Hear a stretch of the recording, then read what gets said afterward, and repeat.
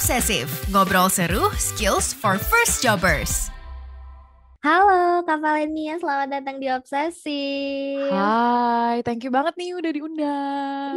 Seneng banget juga Kak Valenia udah ngasih waktunya buat ngobrol-ngobrol di Obsesif hari ini. Tapi sebelum kita ngobrol-ngobrol banyak nih, aku pengen, mungkin teman-teman Obsesif kayak, Kak Valenia siapa ya? Gitu kan. Jadi kita kenalan dulu nih, Kak Valenia ini siapa dan sekarang kerjanya sebagai seorang apa gitu. Oke, halo aku Valenia Kristiani, panggil aja Valen gitu ya. Aku adalah seorang project manager di Skillful Group gitu. Jadi ya di Skillful tuh ada Skillful dan Marcoding. Ya aku kerja di sana gitu. Oke, akhir-akhir ini lagi sibuk apa nih Kak? Ada project apa gitu? Oke, sekarang lagi sibuk jalanin satu project namanya Digital Innovation Challenge 2022 Perempuan Inovasi, bergerak khusus untuk memberikan pelatihan keterampilan abad 21 kepada para peserta yang remaja perempuan gitu ya di Indonesia, khususnya yang underprivileged gitu. Jadi tapi ini programnya udah mau hampir habis, 2 minggu lagi akan demo day, jadi lagi hektik-hektiknya gitu. Oke, semangat ya Kak Valen. Thank you, Di Ana. tengah-tengah kehektikannya masih bisa datang ke Obsesif. Wow, Bisa dong. terima kasih banget. Oke, tadi Kak Valen udah mention tentang project manager. Jadi kita bakalan ngebahas dulu tentang role of project manager nih Kak. Sebenarnya nih, Kak Valen sebagai seorang project manager ngerasa bisa nggak sih Kak buat pegang lebih dari satu project di waktu yang bersamaan, di timeline yang sama gitu? Sebenarnya bisa nggak sih? Mungkin kalau ditanya bisa atau enggak, karena ini bekerja gitu ya, jadi bisa aja sih sebenarnya. Apalagi kalau ditugasin di emang ada 2 project yang jalan bersamaan. Karena waktu aku awal masuk jadi project manager itu aku pegang 2 project langsung secara bersamaan dalam satu timeline yang mirip-mirip gitu. Jadi jalannya bareng, tapi yang satu selesai lebih cepat lah intinya gitu dibanding yang satu. Nah itu wah lumayan sih ya, satu aja rasanya udah jungkir balik banget nih gitu. Apalagi kalau 2 gitu kan. Tapi bisa sih, kalau ditanya bisa atau nggak bisa. Cuma tergantung skala proyeknya juga ya, sebesar apa gitu. Kalau gitu berarti yang diambil gitu kan, berarti ada skalanya. Skalanya itu gimana tuh Kak? Maksudnya Kakak bakal milih yang skalanya seperti apa gitu? Biasanya kalau misalnya lebih dari satu project Mm-mm. jalan bersamaan, biasanya yang satu skalanya lebih kecil daripada yang satu. Nah, kalau di Skillful Group sendiri, skala itu biasanya bicara soal jumlah partisipan gitu ya, atau jumlah peserta. Yang satu biasanya pesertanya lebih sedikit dibanding yang satu gitu, atau learning phase-nya, fase pembelajarannya tuh lebih simpel yang satu dibanding yang satu gitu. Jadi kayak supaya fokusnya bisa lebih kebagi aja sih. Kalau misalnya dua-duanya sama persis, kayaknya hektik banget sih pasti. Iya bener banget. Nah, ngobrolin soal tadi kan Kak ada skalanya. Tapi kalau misalnya ada suatu masalah menghadapi krisisnya dalam project itu gimana Kak? Decision making dan problem solving apa sih yang dibutuhkan untuk melewati badai-badai itu gitu? Oke, melewati badai-badai itu sebenarnya kalau as a project manager, buat aku pribadi gitu ya, keterampilan yang paling diperlukan adalah people management. Karena kita selalu deal sama orang gitu ya. Ini aku merasa kayaknya berlaku buat semua project manager sih, nggak cuma di Skillful aja gitu ya, atau marketing aja. Butuh banget karena kita kerja sama orang banyak banget, apalagi kalau di Skillful Marketing kita bergerak di bidang pendidikan yang base-nya teknologi gitu ya. Jadi ketemu sama pihak luar atau maksudnya ketemu sama orang tuh hal yang sangat-sangat lumrah gitu. Itu harus dilakukan gitu karena kita memang deal with orang lain. Jadi yang harus dilakukan adalah biasanya sih sebenarnya kalau itu sudah terjadi, kalau krisisnya sudah terjadi, mau nggak mau yang pertama harus ditingkatin adalah intensitas komunikasinya. Itu jadi harus lebih diperbanyak gitu ya. Koordinasi antara satu tim dengan tim lainnya atau bahkan pihak-pihak yang terlibat di dalamnya itu harus lebih intens gitu. Nah, nanti dari situ kan kita bisa lihat nih sebenarnya akarnya apa sih yang harus diselesaikan tuh apa gitu. Sambil berbarengan dengan itu, analisisnya juga harus jadi lebih tinggi gitu ya, sambil kita komunikasi, tapi kita juga sambil nyari juga. Nah, itu sebenarnya pekerjaan yang balik lagi project manager itu selalu berhadapan dengan orang lain, jadi project manager itu tidak pernah kerja sendirian, selalu kerja tim gitu ya. Gitu. Jadi itu yang kurasa harus dilakukan sih kalau misalnya problem solving dan decision making-nya udah pasti dalam waktu yang cepat, karena biasanya seorang project manager itu tugas-tugasnya harus segera dan sekarang gitu. Jadi ya itu harus terbiasa sih sama hal-hal yang harus mutusin cepat gitu ya. Tapi yang paling tidak merugikan lah buat semua pihak yang terlibat gitu sih. Oke, it's about people management ya Kak. Yes, betul. Aku pernah dengar juga panic management. Nah itu tuh berhubungan juga nggak Kak sama pekerjaan seperti seorang PM gini? Yes, sangat ya. Apalagi kalau pribadinya kayak jujur aku tuh orangnya lumayan overthink. Jadi hal kayak panik tuh hal yang cukup biasa ditemukan gitu ya. Tapi memang mesti sadar bahwa satu, panik tuh nggak menyelesaikan masalah. Jadi aku harus ingat bahwa balik lagi nih, ini karena kita kerja tim, ada banyak orang yang terlibat, panikku tuh hanya akan membuat orang lain juga merasa panik gitu loh. Nah itu malah jadi kayak muter-muter di situ-situ aja, terus jadi nggak solutif juga. Jadi biasanya ambil tenangin diri dulu sih, kayak mau ngeluarin emosi dulu silakan gitu ya, tapi jangan lama-lama karena balik lagi ada tanggung jawab yang menanti gitu. Itu sih biasanya yang Betul. dilakukan. Bener banget sih Kak. Jadinya juga kalau misalnya kita panik, jadinya share energi, negatif energi ya ke orang-orang Betul. sekitar. Oke. Nah, aku juga kemarin kan ada riset-riset nih Kak soal project manager. Kebetulan aku itu aku sharing nih. Aku Gak tuh apa-apa pernah dong. di kelas aku kita pernah pegang project gede gitu kan tentang marketing. Nah, aku punya PM-nya gitu kan, ada project manajernya.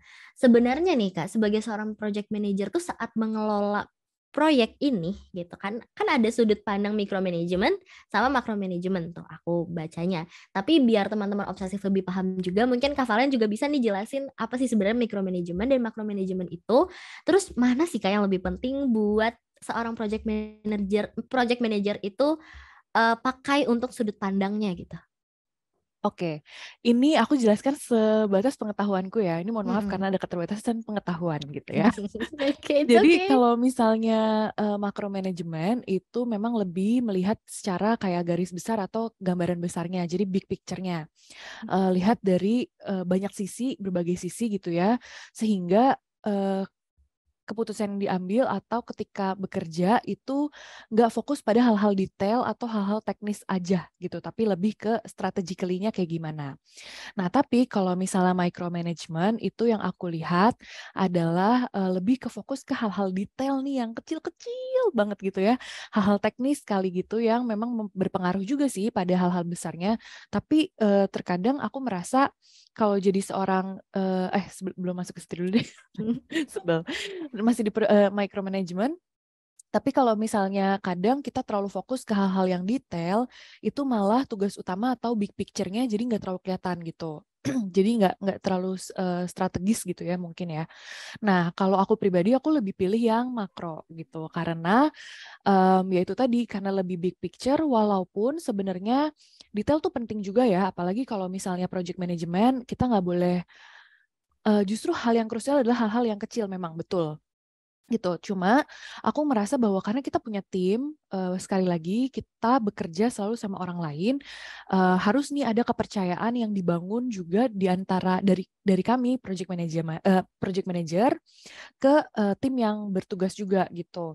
Nah, dengan membiarkan mereka tahu atau bekerja sesuai dengan tanggung jawabnya masing-masing. Nah, jadi kalau buat aku pribadi sih aku lebih suka yang makro ya gitu. Karena kalau misalnya yang mikro, aku terlalu fokus nih ke hal-hal yang kecil banget. Kerjaan-kerjaan utamanya seorang project manager untuk ngatur yang gambaran besarnya malah nggak kepegang gitu. Jadi aku merasa kayaknya itu perlunya tim ada karena kita emang nggak mampu kerjain sendiri kan segala sesuatunya gitu. Jadi harus dibagi gitu sih. Jadi aku merasa bahwa kayaknya buat aku pribadi sih lebih ideal yang makro ya. Walaupun yang mikro pasti ada juga yang harus didiskusikan gitu. Berarti Kak, seorang project manager itu kan misalnya di dalamnya tuh ada divisi-divisi, berarti kan ada ketua divisi, berarti project manager itu cukup di lead-nya aja gitu? Nggak usah sampai Um, anggotanya? atau Enggak gimana juga nih? sebenarnya. Heeh. Kalau di kami di Skillful Group gitu ya, di Skillful Drama Recording, aku biasanya memang tektokan justru ke manajer-manajer lainnya. Jadi nggak Hmm. langsung ke head-nya nih gitu. Tapi biasanya head-nya tahu lah ya dengan biasanya head sama head itu berkomunikasi, tapi berarti sama head aku gitu ya berkomunikasinya ya sesama head. Tapi kalau misalnya yang selevel aku ya biasanya di kita sih di level staff manager itu aku masih tektokan. Cuma kapasitasnya dalam bentuk koordinasi aja nih. Anak bukan lagi Hmm. dalam bentuk kayak misalnya biasa kalau orang yang punya sudut pandang micromanagement itu akan sangat-sangat detail dan lebih berfokus atau lebih apa ya istilahnya lumayan concern sama cara orang lain bekerja. Misalnya gini, jadi kayak ngarahinnya tuh ngatur misalnya contohnya nih catetin absensi peserta gitu ya, absensi Hmm. peserta. Kamu tuh harusnya caranya kayak gini. Ini kamu gimana nih caranya nih? Coba nih. Ini tuh salah. Kamu mestinya ikutin cara aku nih. Cara aku tuh kayak gini. Nah, aku nggak mau sih kayak gitu. Hmm. Aku pribadi nggak mau kayak gitu karena setiap orang punya gaya kerjanya masing-masing. Jadi yang biasanya aku lakukan adalah kasih tahu, oke, aku butuh supaya absensi peserta tercatat dengan baik. Aku butuh pencatatannya berupa ini dan ini dan ini dan ini gitu. Caranya sih senyamannya teman-teman aja gitu. Jadi balik lagi nih kayak nanti tugas-tugas utamanya jadi lupa gitu kalau ngurusin yang detail-detail Betul, kayak gitu. bener. Oke. Oke, tadi Kak Valen udah cerita tentang role of project manager ini. Sekarang tadi juga Kak Valen ada mention bahwa project manager ini kerjanya dengan tim, people management. Nah, kita bakal ngobrolin soal managing remote employees. Kan karena pandemi kemarin pasti beberapa project yang harusnya kita adakan secara face to face gitu kan Kak, jadinya harus online gitu. Nah, dari Kak Valen sendiri as a project manager, gimana nih Kak, memastikan komunikasi antar tim itu berjalannya lancar selama kerja secara remote? Kan kita ada lack of face to face-nya, interaction-nya kan Kak? Betul, Gimana betul. tuh? Oke, jadi kalau sejujurnya di Skillful dan Recording ini, kita tuh semua masih WFA hitungannya. Jadi nggak ada yang masuk kantor sejauh ini. Dan Hmm. timku tuh, kalau di tim aku sendiri yang pegang bantu sekarang di project yang perempuan inovasi ini, ada bertiga aku PM dan 2 orang lagi, ada satu project assistant, satu lagi activity coordinator. Nah, aku di Tangerang. Hmm. Timku ini yang satu ada di Kalimantan dan yang satu lagi di Bandung. Jadi Oke. kita sama sekali nggak pernah ketemu, belum pernah ketemu face to face yang fisik gitu. Nah, pasti aku merasa pasti ada kesulitan ya dalam artian pasti ada penyesuaian dengan cara komunikasi. Balik lagi setiap orang punya cara komunikasi yang beda-beda. Tapi memang biasanya yang aku lakukan adalah hampir setiap hari kita ada sync sih. Sync tuh dalam artian kita bakal jimit bareng. Terus kita ngomongin hari ini kita mau ngerjain apa aja, terus cek yang kemarin-kemarin itu udah sempat selesai atau belum gitu misalnya. Kalau udah selesai, ini bakal diapain dan kedepannya bakal kayak gimana gitu. Jadi hampir setiap hari ada itu. Kalaupun misalnya, tapi kan kalau misalnya fokusnya ke kerjaan terus bosen banget dong ya kan. Hmm. Jadi biasanya sekalian juga ngerumpi, ngomongin Hmm. film yang seru apa, lagu yang lagi hits apa, dan segala macemnya gitu-gitu sih. Jadi itu acara nggak tuh, ajang juga gitu ya buat kami tim ini bonding juga jadinya gitu. Berarti berarti menurut Kak Valen bonding antar tim tuh penting banget ya? Penting banget, penting banget. Apalagi remote itu tadi kan ya. Iya, benar-benar sih Kak, benar banget. Nah, kalau gitu Kak Valen sebagai seorang project manager kan tadi tuh nggak ketemu secara fisik nih. Kan kita Betul. mungkin ada beberapa yang kayak gimana ya membangun kepercayaannya gitu saat mendelegasikan kerjaan ke anggota tim. Kalau dari Kak Valen sendiri, gimana menghindari kesalahan untuk menempatkan orang-orang di job desk mereka saat mendelegasikan tugas kepada anggota tim? Oke, membangun kepercayaan ini sebetulnya satu prinsip yang berkaitan dengan karakter pribadi sih ya, sebetulnya gitu. Aku sangat menyadari itu. Jadi aku belajar untuk satu memperlakukan bahwa semua orang yang ada di timku adalah orang-orang dewasa yang bekerja dengan keputusan mereka sendiri gitu ya. Itu yang pertama. Jadi aku harus tahu bahwa mereka adalah orang-orang dewasa yang punya kekuatan-kekuatan hebat gitu ya, untuk bisa menyelesaikan pekerjaan mereka dengan baik gitu. Aku harus mengingat itu. Nah, berlanjut ke hal yang berikutnya, kepercayaan itu dibangun ketika ada bonding itu tadi ya, anak. Kalau kita nggak punya bonding, kita nggak kenal nih satu sama lain, aku nggak yakin kepercayaan itu akan terbangun gitu. Jadi being vulnerable dalam artian di sini adalah bisa terbuka, bisa sharing, bahkan hal-hal yang dulu misalnya jadi pengalaman yang bukan kegagalan ya, tapi lebih tepatnya pengalaman yang membuat aku belajar misalnya di project management itu bisa aku sharingkan juga ke timku kayak gitu. Itu juga bisa membangun trust sih. Dan yang ketiga adalah memberi ruang untuk para tim kita gitu ya, subordinate khususnya untuk bisa belajar dari kesalahan mereka gitu. Itu juga penting sih karena di Skillful Group sendiri, di Skillful dan Marcoding kita punya budaya salah satunya adalah never stop learning. Nah, aku belajar banget dari budaya ini untuk betul-betul semua orang tuh nggak boleh berhenti belajar, apalagi kita di Skillful dan Marcoding memang memberikan pelatihan kan ya utamanya gitu kepada peserta yang ada. Nah, kita sendiri nggak boleh berhenti belajar nih, dan belajar itu kan dari banyak hal gitu, termasuk dari pengalaman yang ada. Jadi buat aku pribadi itu sih memberikan ruang kalaupun nanti ada yang melakukan kesalahan gitu, dan kesalahan tuh pasti ada karena balik lagi kita ketemu sama orang gitu ya, dealing dengan orang lain.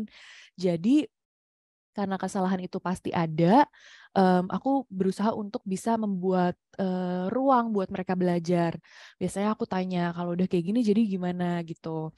Nanti mereka akan berpikir selain mereka minta maaf, oke Kak, aku bakal kayak gini, misalnya gitu. Oke, nanti dari situ, atau misalnya mereka nggak kepikiran ini solusinya gimana, biasanya kita diskusi dan pikirin sama-sama gitu sih. Dan nggak ngejudge ya, maksudnya dalam artian kayak, gimana sih ini salah, itu malah makin bikin orang takut belajar dan takut memutuskan, itu malah bikin mereka nggak grow. Jadi aku berusaha untuk tidak melakukan itu sih. Gitu. Semoga menjawab, Ana. Iya, menjawab sekali, Kak. Oke, berarti solutif di saat-saat ini, di saat-saat remote kayak gini juga harus solutif ya, Kak. Nanti juga Betul. Dan suportif. oh iya, suportif di dalam komunikasi antar tim ini tuh. Jadi Bener. selain bisa membangun hubungan lagi, jadi kan kita juga belajar satu sama lain. Betul. Oke. Nah, ngobrolin soal remote working hour-nya nih, Kak. Kita tahu kalau misalnya kerja remote ini tuh biasanya jam kerjanya lebih fleksibel. Betul. Kan, Kak? Aku juga WFH kebetulan Oh sekarang. iya. Aku lagi di Bandung, teman-teman yang Wah, lain hari ini pada WFO ke kantor nih, Kak. Aku di Bandung. Nah, mantap. tidak memungkiri sebenarnya kita bisa terjadi namanya burnout. Ini tuh lebih ke mental health state gini kan, Kak. Nah, Betul. sebagai seorang project manager, Kak Valen, gimana nih memastikan anggota timnya untuk tidak merasakan hal ini gitu, atau apa maksudnya, kan tadi Kakak ada ceritain tentang ngerumpi gitu kan, atau ada acara-acara yang kayak gitu dari Kak Valen sendiri gimana? Oke, sebenarnya kalau soal burnout ini nggak bisa dipastikan tidak terjadi ya. Karena ini, aduh pasti terjadi banget. Kita physically ketemu aja pasti bisa banget terjadi gitu. Apalagi remote yang di rumah tuh nggak ada orang. By the way, tiap hari tuh aku karena di keluargaku semuanya usia produktif ya. Jadi semua masing-masing kerja di kantornya, terus aku di rumah sendirian. Jadi selalu kayak gitu tiap hari. Kalau misalnya bosen atau boring atau jenuh atau pusing gitu ya, itu nggak bisa cari temen kan, karena nggak ada temennya gitu. Mau siapa lagi gitu selain tim aku yang bekerja remote juga nih bareng sama aku gitu. Nah, jadi kalau biasanya sih untuk mencegah ya paling ya, atau mengurangi lah sedikit setidaknya burnoutnya, biasanya aku satu itu rumpi udah pasti. Ngobrolin apapun yang seru, atau bahkan mereka bisa ngobrolin hal-hal yang pribadi juga, maksudnya dalam artian menjadikan aku bukan cuma PM atau atasan mereka, tapi lebih tepatnya teman juga buat sharing gitu ya. Itu aku appreciate banget sih kalau mereka bisa kayak gitu. Mungkin buat beberapa orang tipe kayak gini nggak bisa ya, karena kalau terlalu personal jadinya nanti nggak profesional. Aku setuju juga gitu. Tapi pasti ada batasan-batasan tertentu lah ya, at least yang bisa membuat kita mengerti kondisi tim kita, sehingga apapun yang misalnya berkaitan sama produktivitas mereka, siapa tahu kita bisa bantu, ya why not gitu kan. Gitu, jadi rumpi udah pasti. Terus yang kedua, apa ya, biasanya kita itu suka selain cerita-cerita, sebenarnya sih cerita-cerita ini lumayan dalam ya, dalam artian luas banget nih gitu. Selain ngobrolin hal-hal yang nggak penting itu tadi, misalnya aduh film apa nih yang seru dan lain sebagainya, biasanya juga ngobrolin hal-hal yang yaitu ya misalnya bersifat pribadi atau lain sebagainya. Tapi misalnya selain daripada itu, kita bisa biasanya sih lumayan seru adalah kalau misalnya lagi siapin game buat para peserta. Itu lumayan tuh. Jadi kayak kita seru-seruan sendiri juga gitu. Dan kalau misalnya udah parah banget, aku encourage sih buat semua orang ya gitu ya, nanti pendengar obsesif juga. Kalau misalnya emang udah parah banget nih burnout-nya dan mau cari pertolongan secara profesional, itu nggak apa-apa banget gitu. Itu malah aku anjurkan gitu ya untuk misalnya pergi ke psikolog dan lain sebagainya. Nggak ada yang tabu soal itu dan nggak ada yang salah. Jadi ya kalau itu bisa membuat produktivitas kita kembali dan emang balik lagi ya, karena kita namanya bekerja, tanggung jawabnya itu selalu lebih besar daripada diri kita sendiri, selalu gitu. Selalu ada orang lain yang harus kita tolong, selalu ada orang lain yang juga ada di pundak kita nih, ada beban, bukan beban ya, tapi lebih tepatnya ada tanggung jawabnya orang lain juga gitu yang nempel di kita, jadi tanggung jawab kita juga gitu. Jadi aku selalu berpikir itu sih, bahwa burnout boleh, tapi nggak boleh lama-lama, balik lagi. Karena ada orang-orang yang emang butuh kita bantu gitu. Terharu. Nah, Anda malah kayaknya butuh nih. Hak dulu. Kak Valen jangan gitu, nanti produser aku denger. Oh, iya. Bahaya ya loh. Bahaya. Nah, tapi Kak, Oke. gimana caranya biar anggota tim Kakak bisa terbuka? Kan nggak semuanya bisa cerita tentang kayak gue lagi capek deh hari ini, kan nggak semuanya Iya, kayak gitu kan, ada yang betul. diem. Itu gimana tuh Kakak memastikan itu? Biasanya aku terbuka lebih dulu. Aku terbuka lebih dulu, aku akan cerita misalnya, wah minggu ini lumayan berat ya buat aku, misalnya gitu. Karena kita banyak nih ngadepin ini gitu. Dan itu nggak mudah sih, tapi biasanya aku sambil mengapresiasi mereka juga. Tapi thank you banget ya, karena timku semuanya perempuan, jadi thank you banget ya ladies gitu. Udah stand by me gitu. Nerima aku yang misalnya ada hari-hari di mana pasti aku mungkin agak keras ke kalian dan segala macamnya gitu-gitu. Jadi aku akan terbuka lebih dulu, minta maaf juga ke mereka kalau misalnya ada hal-hal yang membuat mereka tidak menyenangkan lah ya, atau membuat mood malah jadi bikin mereka misalnya aku melakukan sesuatu yang melampiaskan ke mereka, semoga tidak gitu ya. Tapi biasanya sambil terbuka aja sih, maksudnya terbuka, jujur aja apa yang aku alami. Nah biasanya tuh nanti mereka kayak, iya sih Kak bener, nah aku juga nih Kak minggu ini kayak gitu. Biasanya nyambung, biasanya kan kalau ciwi-ciwi gitu ya. Gitu sih. Berarti sebagai project manager kita juga harus bisa terbuka ya Kak? Betul. Aku bukan Superman. Atau Bener. bukan superwoman gitu kan.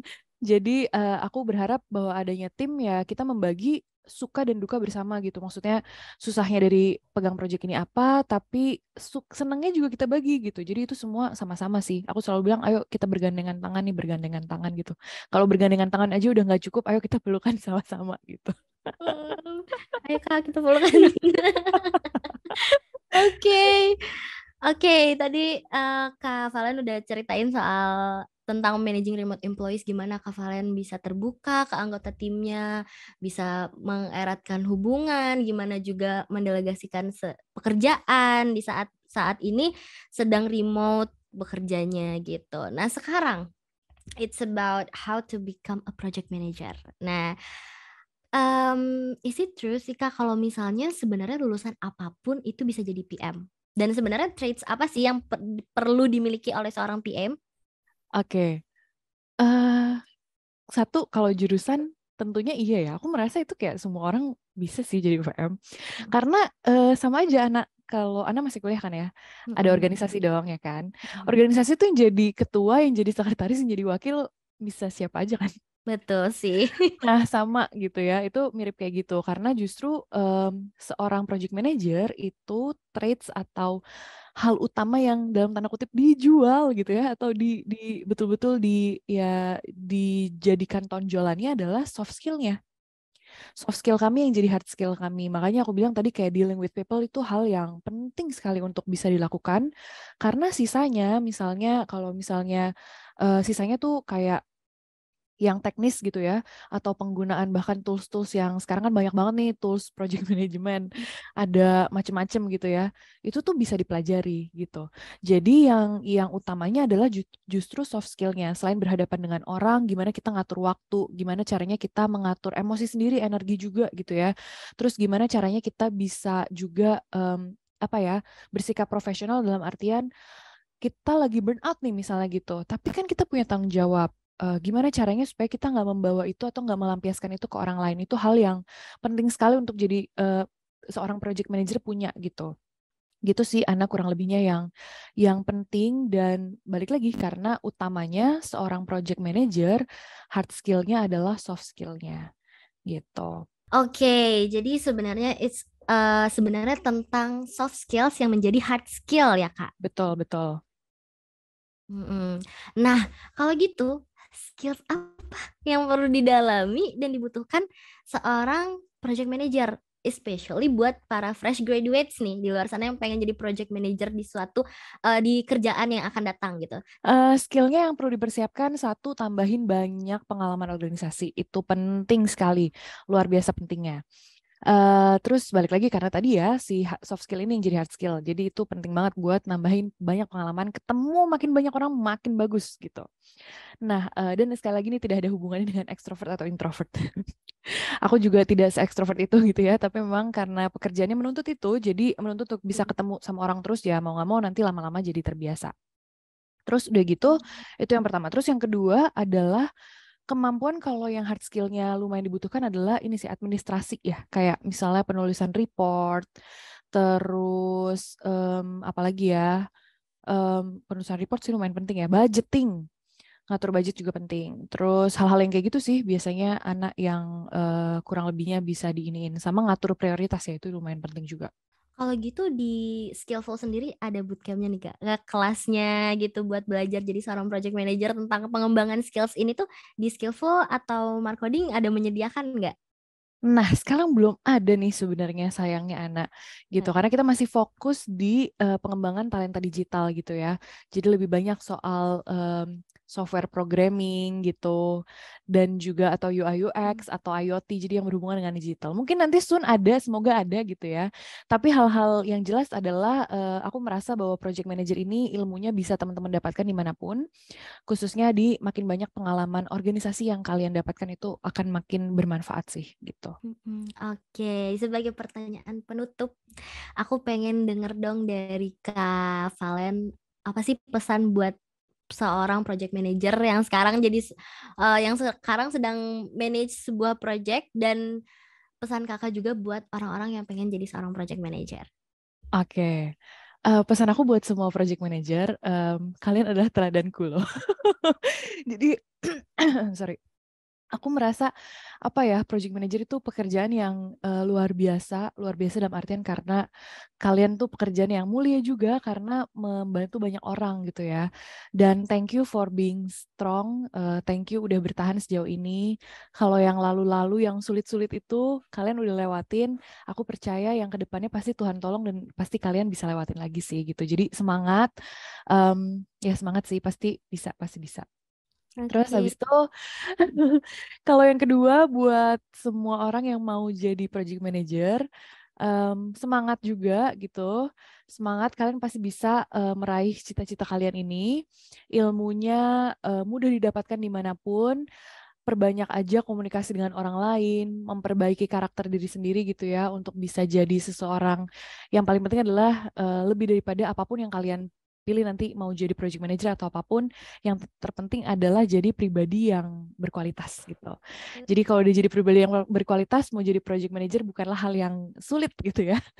Dan pekerjaan apapun pasti bisa sih gitu. Jadi semangat, tambahin lagi pengalaman organisasinya, dan ya itu sih paling pasti bisa, pasti bisa. Oke. Wow, delightful conversation hari ini tuh dari Kak Valen. Tadi itu kita ngobrolin soal role of project manager, ngobrolin juga how to manage remote employees, terus how to become a project manager. Makasih banyak buat Kak Valenia yang walaupun akhir-akhir ini lagi hektik banget, tapi bisa meluangkan waktunya untuk datang ke Obsesif hari ini. Semoga Kak Valen projectnya lancar, sukses terus. Amin, Dan amin. semoga nanti Skillful ada kelas untuk project manager, nanti aku bakal Amin. join pokoknya. Siap, Oke. Ana, siap. Thank you banget juga buat Obsesif yang udah Oke. ngundang. Dan aku berdoa supaya semua penontonnya Obsesif, semua yang dicita-citakannya berhasil ya. Amin. Ana juga sehat selalu. Amin. Amin, sehat selalu juga Kak Valen. Thank you. Thank you.